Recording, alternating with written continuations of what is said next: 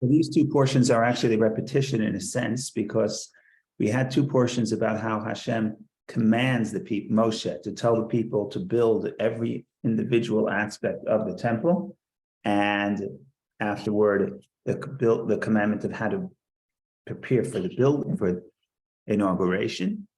And then there was a little break. We had the story of last week, the story of the golden calf, etc. And the forgiveness that follows. And then you get to this week where Moses gathers the people together and he tells them again everything that we already heard. That's the first parsha. The second parsha is once everything is done, Moshe gives an accounting of the various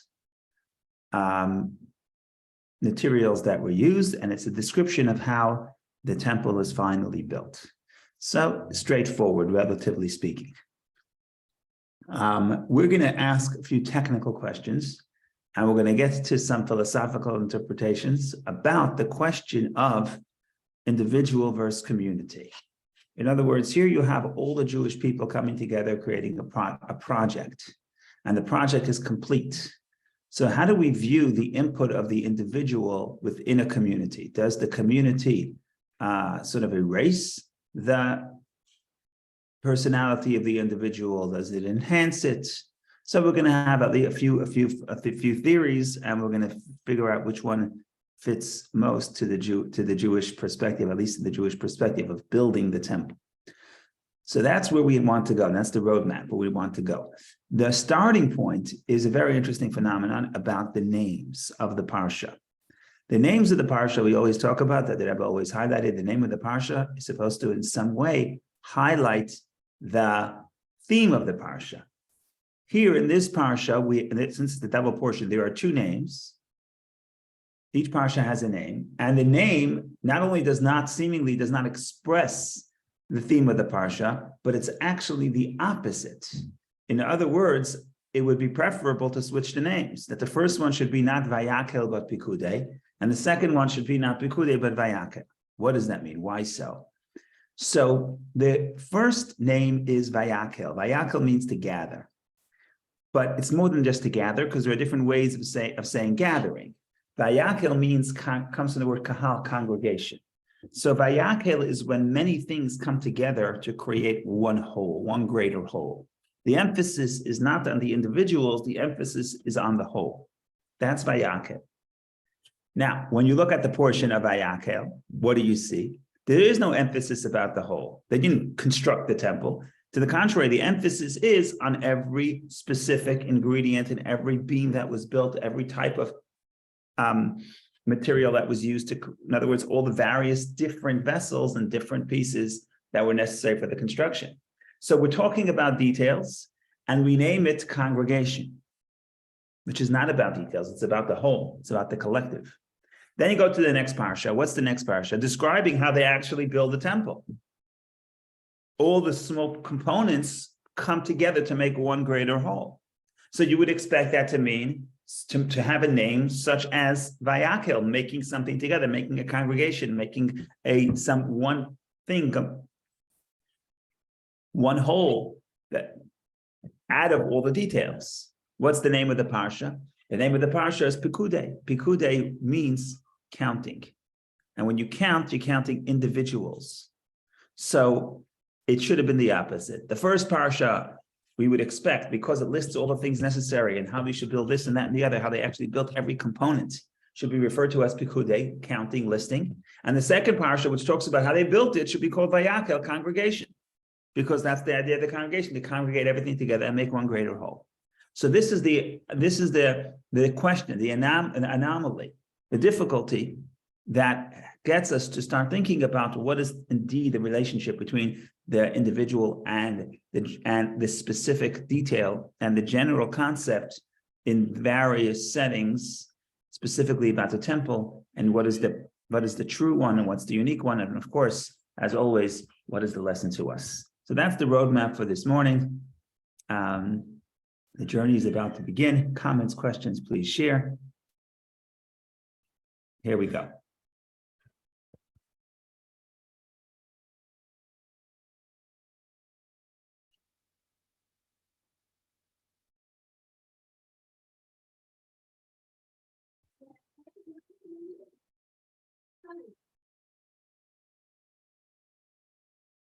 Here's a link to the essay, and I'm also going to share it on the screen.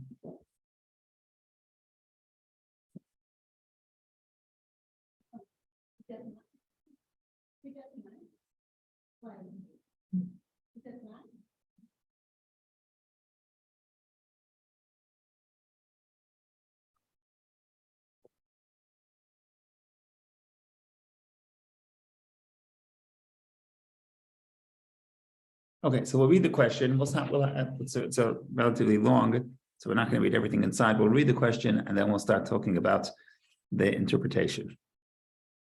Okay, so we begin in the beginning. As mentioned many times, regarding the names of the Sedrot, Sedra is what we call a Parsha. The theme of each Sedra is hinted in its name. Similarly, in our Sedra, the name Vayakheil expresses the essential subject of the first Sedra, while Pekudei expresses the essential subject of the second Sedra. So that's the premise. The premise is the name is going to capture the theme of the Parsha. The problem is that in our case, in these Parshas, it seems to be opposite is true. Seemingly, the subject of both Sedras do not match their names. Moreover, the subject of the two Sedras appear to be contradictory to the subjects alluded to by their respective names, as explained below. Okay, so let's start with the first. The meaning of Vayakheil, according to Peshat, simple meaning, is the gathering and the assembling of numerous individuals or components. The difference between Vayakheil and other expressions that denote the coming together of many individuals or components, such as Asifa, Kibbutz, or Lekita, and so on, is that the other expressions convey only the idea of assembly, gathering a number of people or components in one place or with one objective. But even after getting together, etc., those entities might remain separate entities. Vayakheil, on the other hand, which means to congregate, alludes to the collective of people or components, not okay, I would translate this. I think Vayakheil means kahal, congregation, not the act of congregation. The congregation, the noun, which means the noun of congregation alludes to the collective of people or components, not as a combination of many disparate elements, but as they exist together as a new whole, one congregation. So that's Vayakheil. Again, there are many words in Hebrew for bringing things together, but all those words could actually mean bringing individual things together, but yet they remain as separate entities. When you use the word kahal, congregation, a congregation is seen as something, it's a collective, it's not individuals. So we're talking about not the different details, but as how they form, but rather as they form a new whole. So that's Vayakheil. Let's think about Pekudei. Pekudei, which connotes counting, emphasizes the distinctiveness of each entity. As only then is the counting meaningful, right? What is counting? Counting is you want to know how many details you have. So the details matter. So accordingly, the following is unclear. The subject matter of these two Sedrot are actually contradictory to their names. Both Sedrot speak about the building of the Mishkan and its utensils. However, there is a fundamental difference between the two. Parshas Vayakheil speaks about the building of each separate part of the Mishkan. The curtains separately, the beams separately, and every utensil of the Mishkan separately, the menorah, the shulchan, etc. So in other words, in the first parsha, it lists every component individually. The chidush, the novelty of Parshas Pekudei regarding the construction of the Mishkan is that after the overview, the sum total of gold, silver, and copper, which comes as a side note, we'll skip the brackets. Parshas Pekudei recounts the sum total of everything as it was brought collectively to Moshe. It records Hashem's command to Moshe to set everything together, the Mishkan and its utensils, along with all their avodot, the different types of services that are all mentioned only in general, and how Moshe has accomplished this all together, the setup and the avodot, the service, until there was one complete Mishkan. The verse actually uses the term, V'haya Mishkan Echad, the Mishkan will become one. The glory of Hashem filled the Mishkan. Accordingly, the content of each of these Sedrot is exactly the opposite of what their names connote. The content of Parshas Vayakheil regarding the Mishkan includes the details and the components of the Mishkan. Each item is described as a self-contained detail, an entity, unlike the idea of Vayakheil, which means he assembled. Parshas Pekudei deals with combining and joining of all the details. So how all the parts and components of the Mishkan become amassed into one entity and assembly the Mishkan, a complete Mishkan. This is the opposite of what Pekudei emphasizes, counting every component for itself. Okay, so this, ladies and gentlemen, is the big question. So I don't know how, if you consider this a very difficult question, if in other words, if you lose sleep over this question, but again, if you have the premise that everything in Torah is precise, and the name of every parsha has to capture the parsha, then you have a big problem, because this here, the names are the opposite of what the parsha tells you. We could have just flipped the names and we'd be better off. Of course, this is a question. It's an important question, but it's also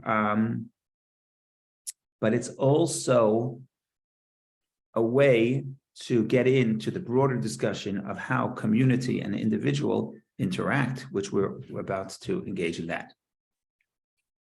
Okay. Just 1 second.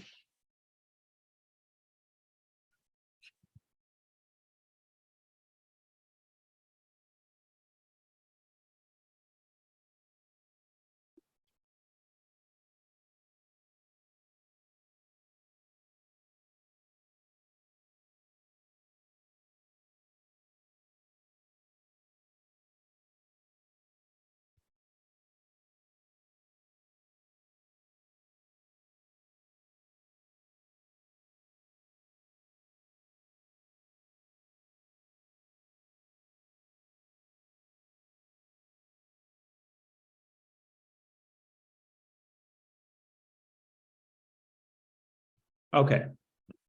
So what we're going to do now is we're going to go and we're going to offer 3 possible ways of how to think about the relationship between an individual detail component and the general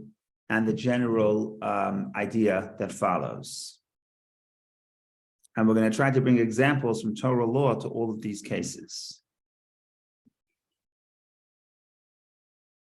Okay, here we go. This will be clarified by prefacing with what the Rambam says. Okay, I want to skip the Rambam because this is not going to help us.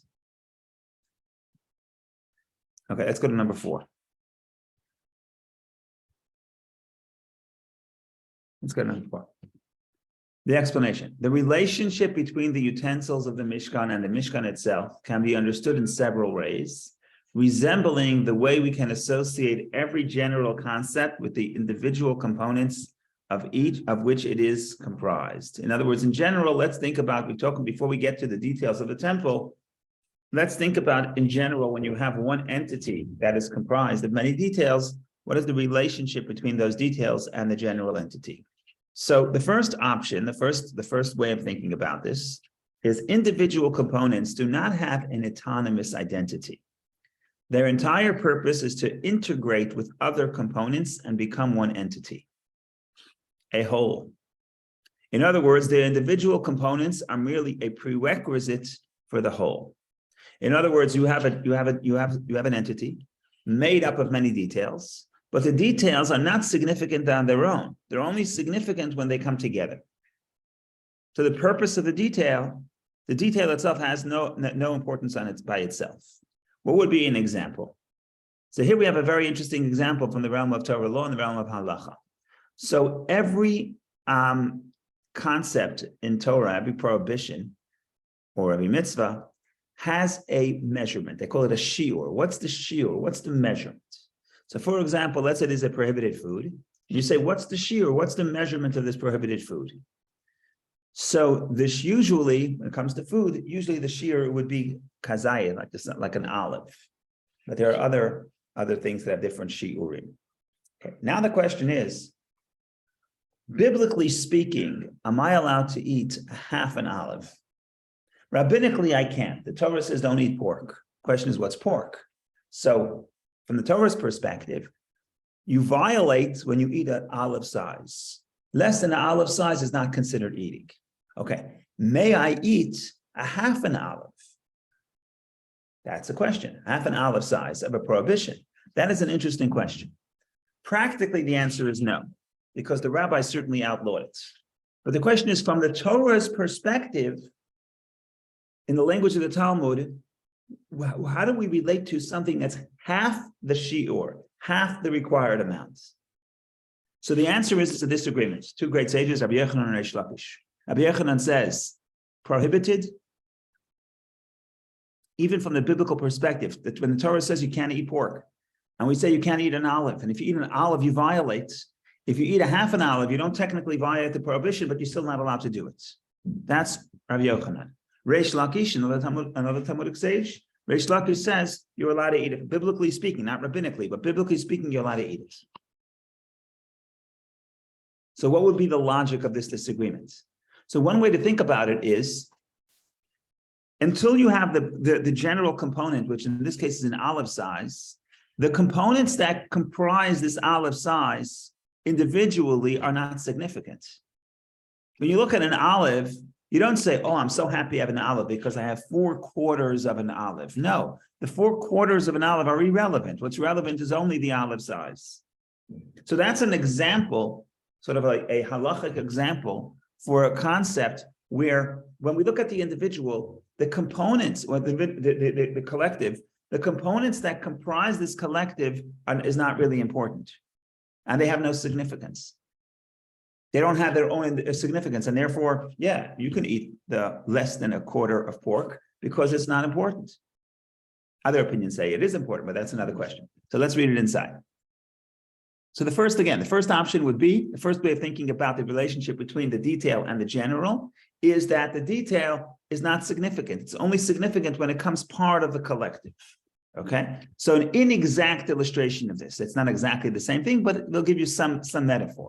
Reish Lakish maintains that a half measure, chatzi shi, or a half a measure, is permitted according to Torah law. The rabbis outlaw it, but from the Torah law, it's permitted. However, when two half measures are joined, they create a new entity. And a prohibited entity, according to the Torah, is then created. In other words, let's say I have 2 plates. I have two halves of a olive size of pork. If I eat each one separately, with time lapsing, according to Reish Lakish, from the Torah's perspective, it's not a prohibition. Why? Because it's 2 details. The 2 details themselves have no significance. If you combine it, something new has been created. Now a biblical prohibition has been created. Now I can't eat it. So this is an example for the notion that a detail is not important. It's only important when it combines with other details to create a whole. So that is one way of thinking about it. Thinking about the relationship between detail and whole. Then we have another way. B, we're going to have 3 ways. So just to keep us aware of what's coming. The second way of thinking about the relationship between the detail and the whole, individual components are also entities in their own rights. But when they come together, they form a new entity that was not present earlier when each component was distinct. In other words, yes, each individual is important. When they come together, each detail is significant. But when they come together, a greater whole is created. So something new is created, but before we created this something new, there still was significance to the detail. We'll bring an example. But think about marriage, for example. Marriage, yes, when we come together, we create a new entity, a married couple. But before that, each person is important. So we'll talk about a minyan. When you bring 10 Jews together, there are certain matters of holy prayers that can only be said when you have 10 people. So why? Because 10 people is a minyan, is a new definition of holiness, an increased definition of holiness. That's not to say that before you have a minyan, individuals are not significant. No, every individual is significant. Every person is holy. When you combine 10 individuals, you get an increased level of holiness. But that doesn't mean that the details were not significant. So that's level 2. Again, level 1 and perspective 1, in some cases, areas that's true, is that the components have no significance on their own. According to Reish Lakish, I keep saying according to Reish Lakish because Rabbi Yochanan disagrees, and the rabbis also added prohibition. But according to Reish Lakish, you can eat a half an olive of a prohibition. It's not a problem because a detail of the component is not significant. It has no significance. So that's one perspective. One perspective is the detail is not significant. Only when it comes together to create a whole does it become significant. Does it become significant? That's option one. Option two is every detail is significant, but when you come together, you get a larger significance, a greater, an added significance. So let's read number two. B, individual components are also entities in their own rights, but when they come together, they form a new entity that was not present earlier when each component was distinct. Again, we want an example. This resembles the principle that 10 Jews are required to recite sacred readings, certain sacred prayers we can only say if we have a minyan. Each individual Jew possesses inherent holiness. However, when 10 Jews gather, a heightened level of sanctity is also generated, allowing sacred readings to be recited. But again, the point here is, let's say we were counting for a minyan and we only have 4 people. It doesn't mean that those 4 people are not significant until the minyan comes. No, they are significant. Each individual is significant. But when you put many details that are significant, when you get to number 10 is the tipping point, and then you get an increased significance. Okay, so that's option 2. So far we had 2 options. What would be a third option? Third option is interesting. Third option is like this. Third option, we're going to say, it's a little bit philosophical, but you have to bear with me. The individual components have no significance when they are on their own. But when they come together, they receive a significance, not only because they're making a general component, but then every detail becomes significant. In other words, to say it again, we'll bring the example, maybe that will help explain. Individually, the detail is not significant.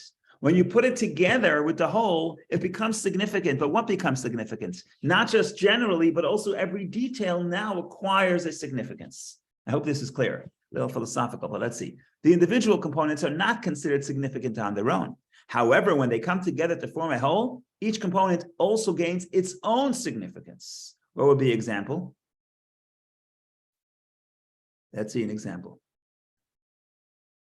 Similarly, concerning the Mishkan and the Beit HaMikdash, the courtyard, the tent of meeting, and the Holy of Holies on their own, prior to the actuality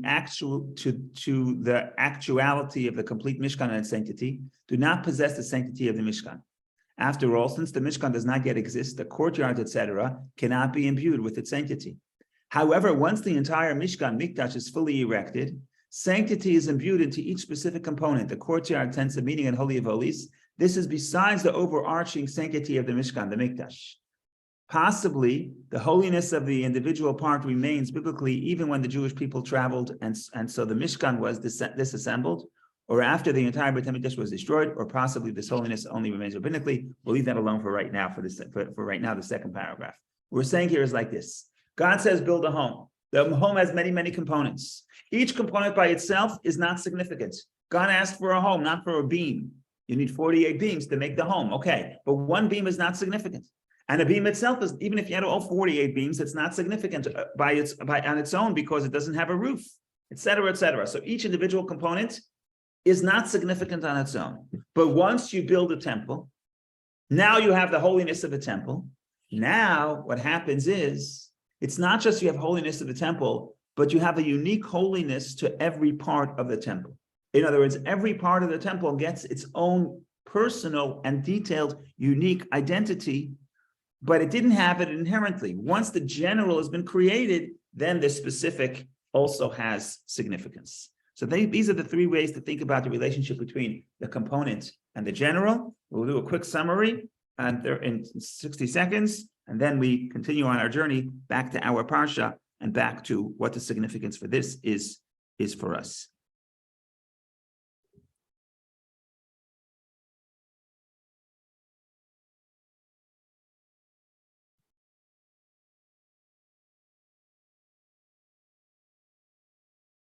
Actually, what we're going to do first is show how all 3 could be. You could look at the Mishkan, at the temple, in any of these 3 ways. We'll do that in a second. Okay, just to recap quickly the philosophical way of looking at 3 possible ways of looking at the connection between the relationship between the individual and the collective. Possibility number 1 is the details have no significance on their own. They're only significant when they come part of a whole. I have a house. I don't care about the nail. I don't need the nail. I only need the nail because it's part of my house. But the nail on its own, I don't need. And every individual component, I don't need. I only need it because it's only significant when it creates the entire house. That's option number one. Details on their own have no significance. Only when they create something bigger, but then the new entity, the generality is significant, the detail is not significant. Okay, number two, every detail is important. Every detail has a significance, but when they come together, they create something new, a greater significance. You have people. Every person is an individual. You put 10 in a room, you have a heightened level of holiness. Even before you had 10 people in the room, every individual was holy. But now there's an increased level of holiness. Okay, that's two. What's three? Three is probably the hardest to understand. Three is every individual is not holy. Before the nail became part of your house, it was meaningless to you. Once it became part of the whole, now you like the detail. Now the detail has significance, not only because it's part of the whole, but also the individual itself, the detail itself it becomes significant. So if I'm talking words that absolutely do not resonate and you have no idea what I'm saying, now is a very good time to protest. And don't be shy.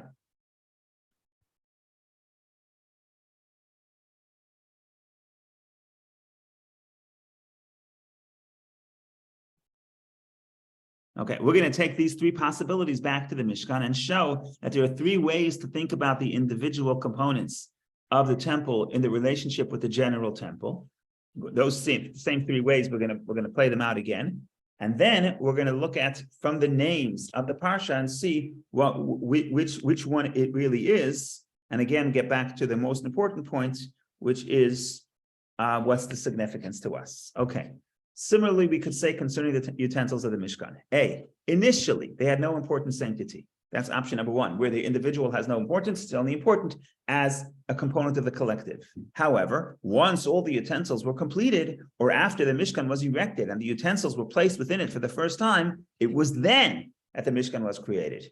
It is called a mikdash. However, they received no individual distinction or importance. Rather, they were like parts of a building's edifice, beams of the Mishkan and curtains that are just components that all together make up the Mishkan. The same applies regarding the utensils. In other words, every individual is not significant. Even after you put them all together, there is significance here. You have a constructed temple, but the constructed temple is significant. The individual component is not significant. In other words, the definition of Mishkan is that there are curtains, beams, sockets, and the shulchan, the table, menorah, and the altars. However, the utensils do not have any significance on their own.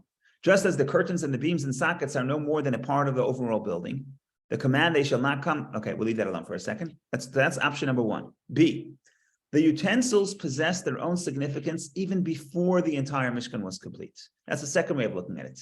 The menorah on its own, and similarly the shulchan and the altars, once, however, they had been placed within the Mishkan, they also completed the Mishkan, and then Mishkan was a whole. So the option number one was to say that before you completed the temple, each individual aspect of a temple, each detail was not significant.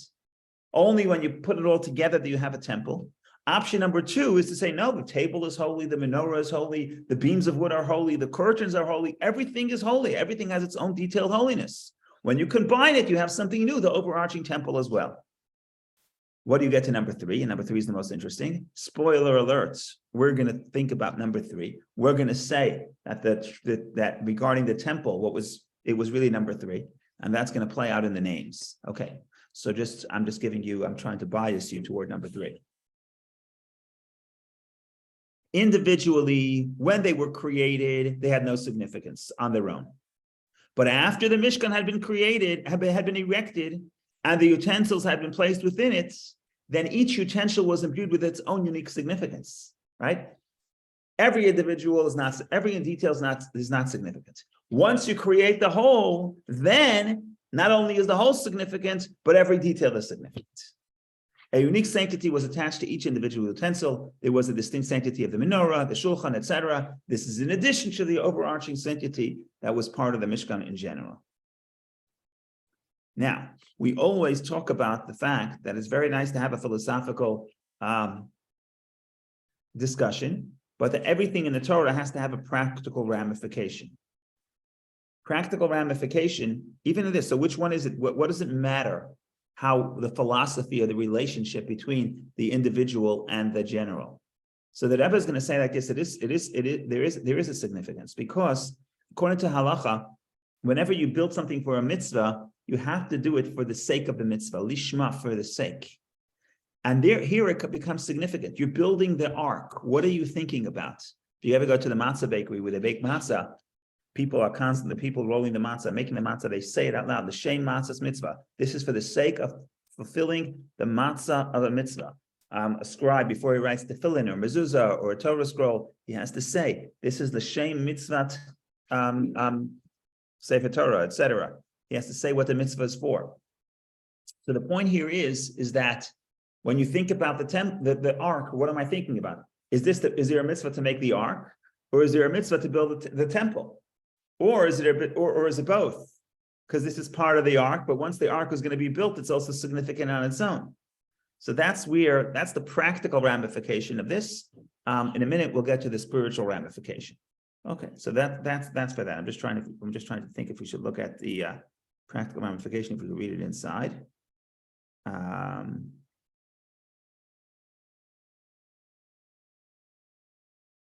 Maybe we'll skip it for the interest of time. Okay. So we're now going to skip to the answer of the question of our parsha, the names of the parsha. Again, what was our underlying question? Our underlying question is, we had a little paradox. The parsha that lists all the individual components is called congregation, which is a name that captures the general. And then once they built the Mishkan, the name of that parsha is Pekudei, which is individuals. I would switch it. The first parsha lists all the individual components, call it Pekudei, which means counting individuals. And the second parsha, which means they now built the collective temple, name that Kahal, Vayakal, congregation. That's the question. So let's see how we answer that question. We're going to number 7.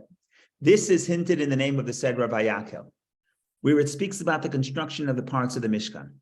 Vayakal, congregation, alludes to the way the utensils were made, in that the construction of the Mishkan and all its utensils was done in a manner of Vayakal gathering.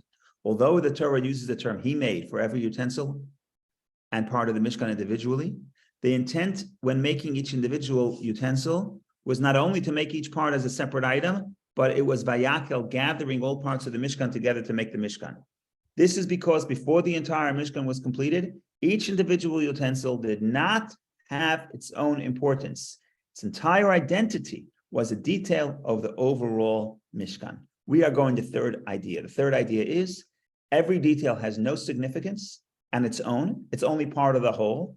But once the whole is constructed, retroactively, so to speak, and not retroactively, but once the whole is constructed, now there's significance not only to the whole, but to every individual in the whole. So therefore, when it comes to the name, when you're listing the first parsha, when you're listing every individual, we cannot call the parsha Pekudei, which means individuals, because individually each component is not significant. So while we're making it, we have to think about what's the significance of everything we're doing. It's all part of a greater whole. It's all part of Vayakal. It's all part of a greater congregation. In Parshas Pekudei, where it says he finished all the work of the Mishkan, the tent of meeting, and he erected the Mishkan and all its utensils, right? So now we finished, we built a whole. Then the message of Pekudei was sensed. Aside from the Mishkan as a whole, there is also a reality of its individual parts, as discussed. Because after the entire Mishkan is erected, each utensil attains its own importance, as discussed at length. Okay, so this is a little philosophical. I apologize, and I should have apologized in advance.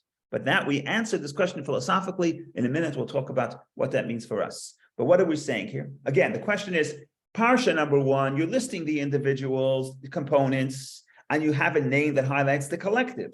Parsha number 2, which addresses the collective, you built the Mishkan, and instead you're listing but the name of the parsha is Pekudei, which means every individual component. So it's the reverse. What's the answer? The answer is we're talking about what is the significance of every individual. In the beginning, I as an individual, I'm not significant. My significance is that I'm part of a greater whole. But once that greater, and therefore in the first parasha, when you're listing me individually, you don't have a name that highlights the individuality of the component, because the individuality of the component has no significance. So you call a name that represents congregation.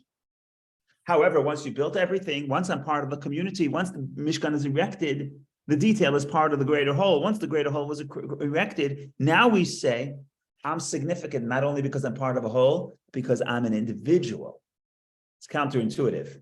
Initially, I'm not an individual. Once I'm part of a whole, then I become an individual. And that's why only after we create the whole do we start thinking about the individual as having individual significance. And that's why counterintuitively, the second parasha, when we complete everything, we say, you're Pekudei, you're an individual. So that is the philosophical approach. We're going to think about how this has to do with the Jews' conception of self in relation to the broader community of people and of Israel. And then if we have time, we'll maybe read a little bit of an essay about this. This is very deep stuff. So we're moving in the right direction. Okay. Let's look at the lesson. There's two lessons here, but we're going to start with the first one. We'll do section 8, and we'll see from there. Section 8. Every idea in the Torah is eternal, and so is its lesson. Even more so is this true concerning the Mishkan, which exemplifies the message, make for me a sanctuary, and I will dwell in them, within every Jew. This means that the above idea of Vayachel gathering and Pekudei counting, said regarding the building of the Mishkan, also applies to I will dwell in them, and said to the Jewish people. The Mishkan is a model for the Jewish people. God says, build a Mishkan and I will dwell in it. I'm sorry, it doesn't say in it. In them, the sages say God dwells not only in the Mishkan, but in every Jew. So the collective Jewish people, the Jewish people are collectively like a Mishkan. So let's see. We say that the Jewish people are all one community. All Jews together make up one complete body. And when there is, God forbid, a deficiency in one Jew, the entire body is faulty. However, we also say that each individual Jew is a complete world, to the extent that every person must say, the world was created for me. This means that the entire world, the entire continuum of creation, including every Jew of the Jewish nation, was created for me. This obligation applies to everyone, even your woodchopper and your water carriers, from the most prominent people to the humblest members of society. We have two opposing messages. One message is, I am part of a greater body, the Jewish people. The other message is, so I'm only a detail. The other message is, I'm not a detail. The entire world was created for me. I may be a detail, but I'm significant. I'm significant for myself. So how do I deal with these two almost polar perspectives? Am I just part of a body, or am I in the most important component? Am I the center, and everything was created for me? So which one is it? So in connection to this, there is a lesson to be gleaned from the names of the Sedrot, Vayachel and Pekudei. A Jew may consider himself foremost an individual, not egotistically, but as a holy being. A Jew, in line with the dictum that the servant of a king is a king. What's a Jew? A Jew is the king.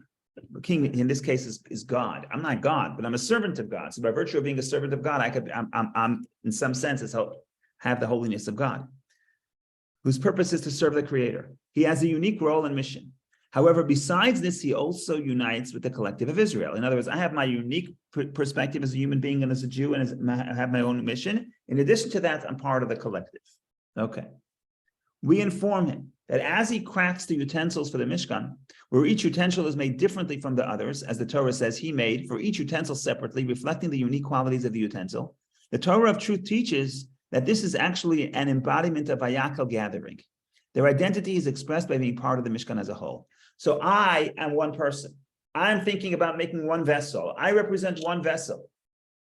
But the point here is, I am one vessel, but the Torah tells me I am part of Vayachel. Understand, you're part of a greater whole.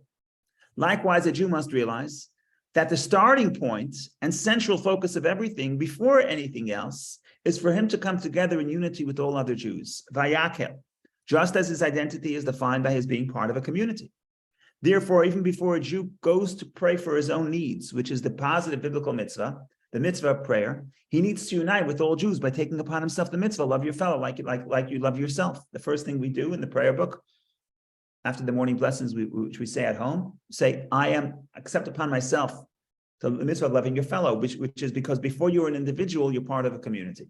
In fact, this love is also expressed by the dictum, do not separate from the community, so that a person's prayer for his own needs are not formulated in the singular. He is not asking just for himself, but in the plural. Graciously grant us from you, our Father, cause us to return, etc. The same applies to all the blessings. They are made for all Jews as one.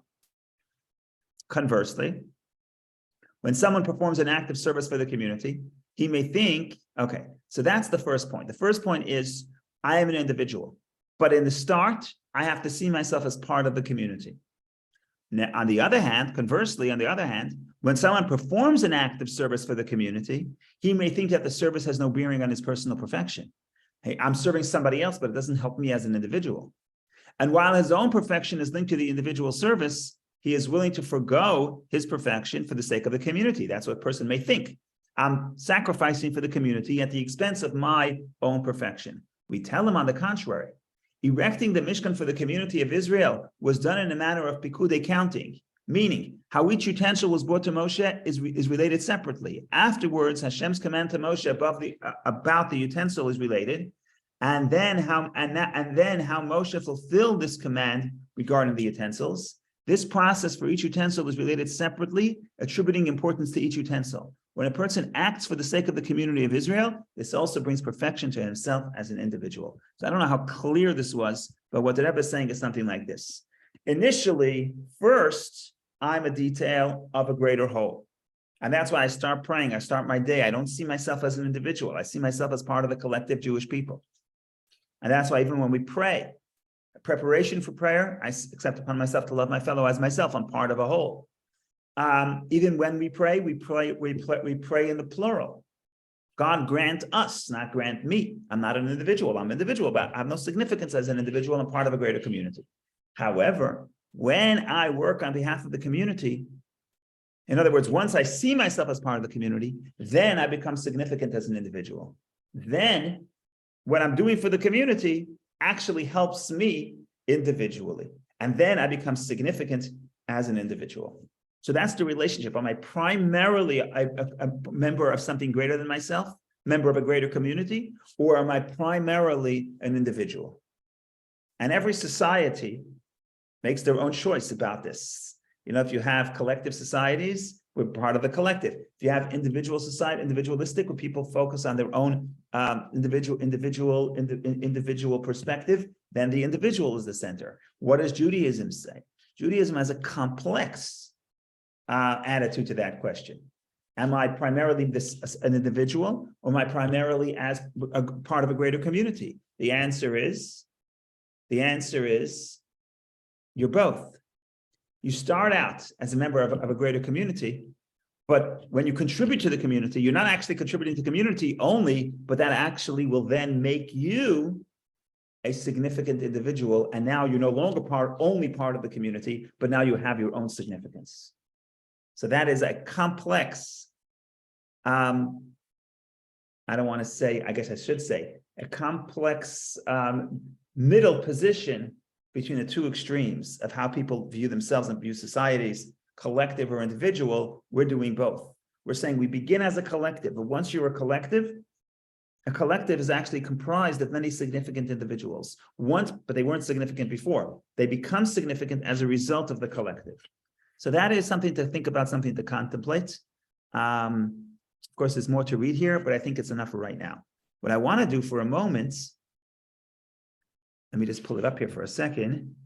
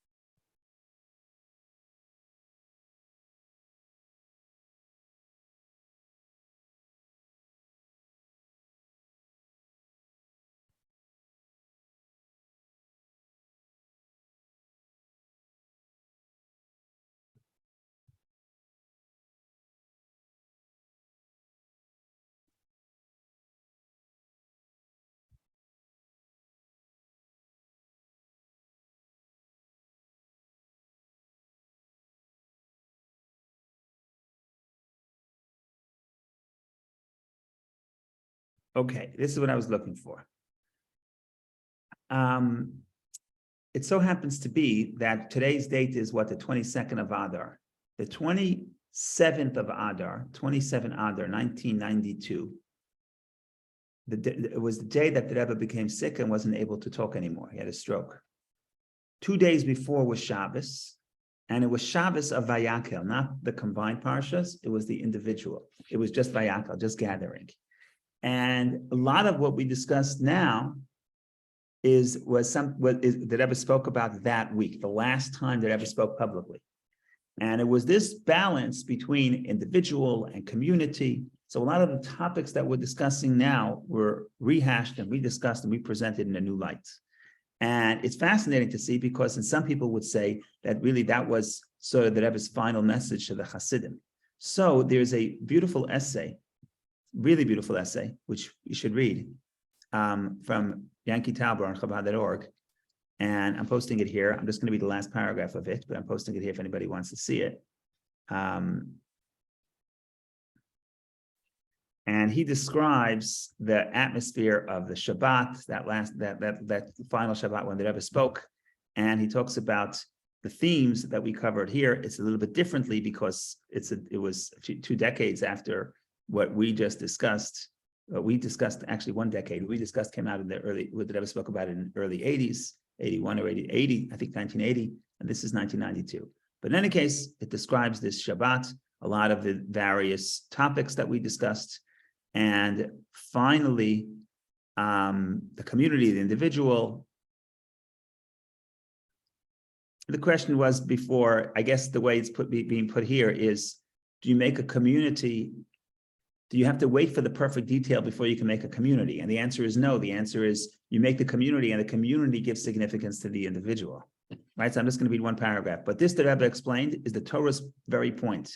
Make communities even before you have perfect individuals. People are not bricks or gears, which must be individually forged to perfection before they can be assembled together in a constructive way. People are souls with the potential for perfection implicit within them. And nothing brings out a soul's potential as much as interacting and uniting with other souls. Imperfect individuals brought together in love of fellowship make perfect communities. So this is another way of saying what we said before. If you say every individual has to have significance before the whole is made, then that means you need perfection before you start. But if you say, no, the details are not significant, when they come together, they become significant, then they're really becoming significant when they come together. But when they come together, that brings perfection for the individual as well. The Farbrengen having ended, those who had not yet done so went home for the Shabbat meal. They too had to hurry as the short winter day was already drawing to a close.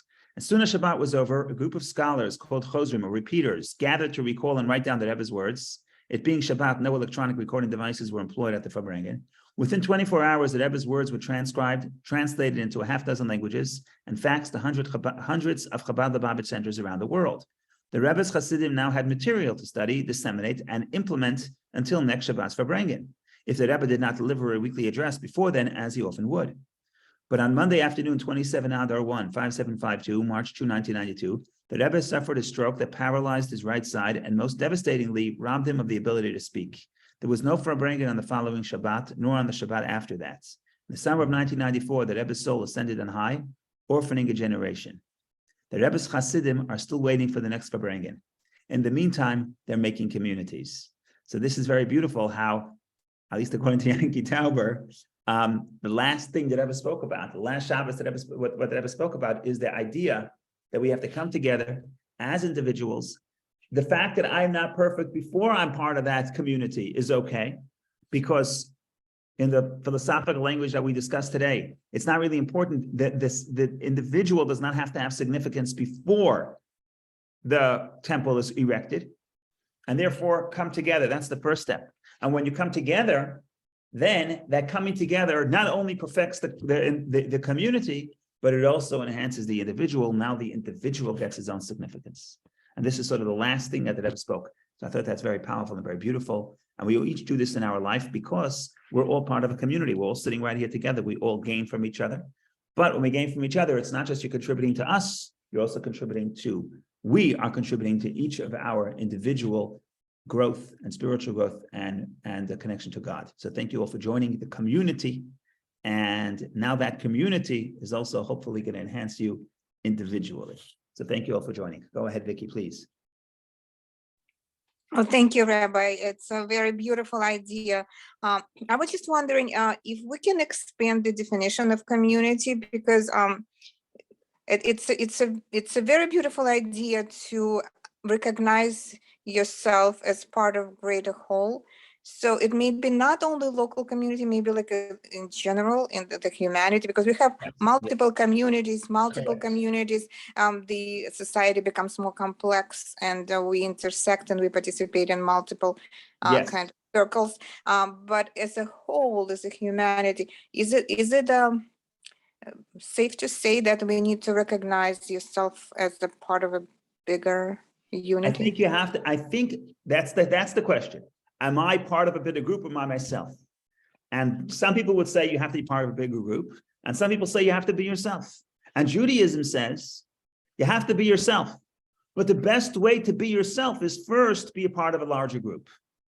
And when you're part of a larger group, then the self becomes enhanced in a much deeper way.